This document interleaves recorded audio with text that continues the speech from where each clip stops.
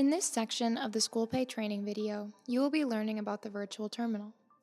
This feature allows schools to accept in-person payment whether the customer is looking to use a credit card, physical check, or cash. Although SchoolPay does not process the actual cash and physical check deposits, you will be able to keep your records straight for who has paid when you use the virtual terminal for all of your in-person payments regardless of payment method. The virtual terminal is a great tool for your in-person payments. After this video, you should be able to do the following: access the office terminal, add an item to your cart, and accept payments via credit card, cash, or physical check.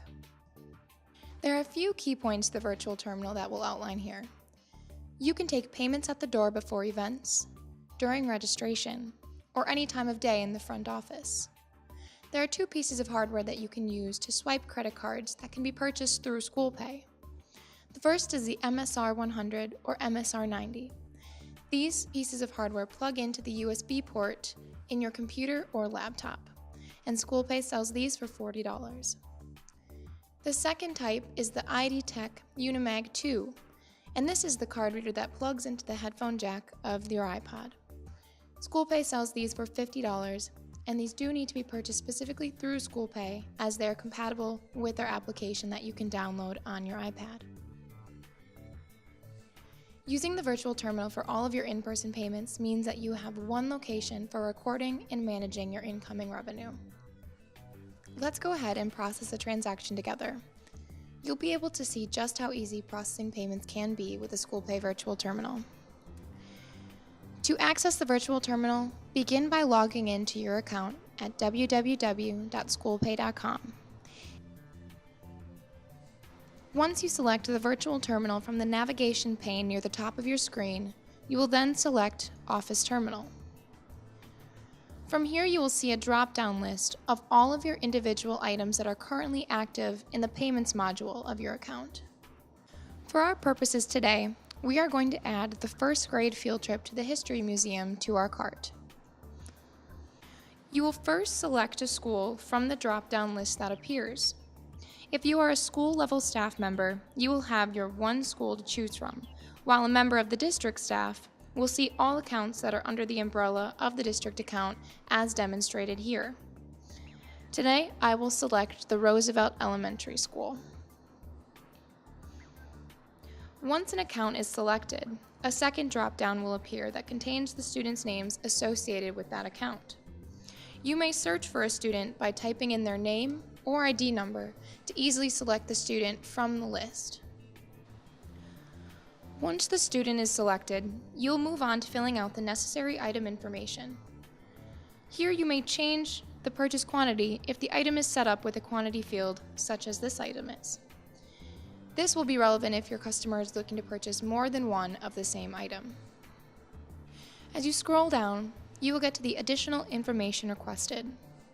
When you see an orange asterisk to the side of one of the custom fields, this indicates that the field is mandatory and you cannot proceed to checkout until the field is filled out. So we'll go ahead and enter in the necessary information as it asks for.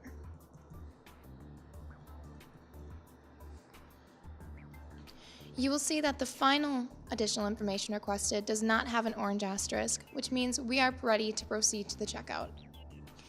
At this point, you could add and continue shopping to continue to buy other items from your list, or you can buy the same item for another student by clicking Buy for Another Student.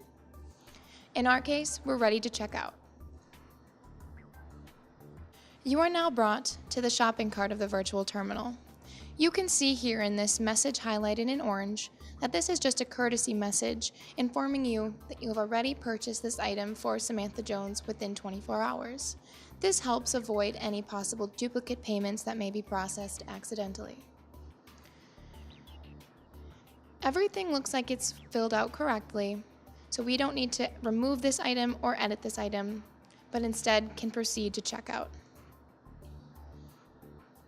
You will notice that part of the screen became gray, and this will continue to be the case until you have entered a suitable payment method.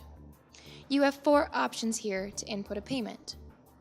If you select Manually Enter, you will be asked to select credit card, cash, or check. For cash and check, you have the option to remove convenience fee.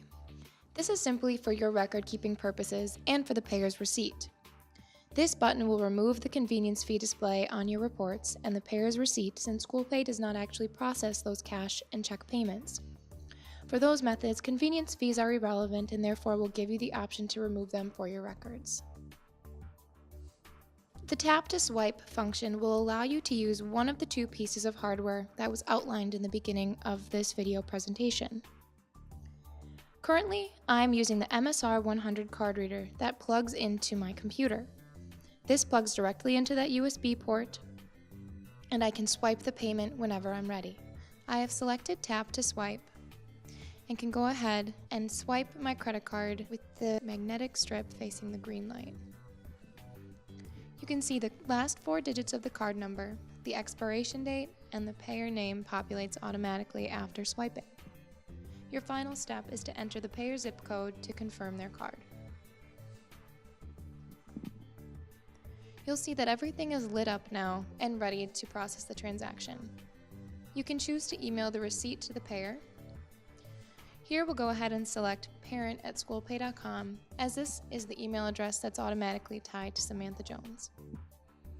Everything looks good, so we can go ahead and hit buy. After the payment is processed, you'll be presented with a check mark on your screen, and the payer will receive their receipt if you chose that option at the end of the transaction. From here, you can either go back to the virtual terminal or print the receipt for a hard copy for your records or the payers.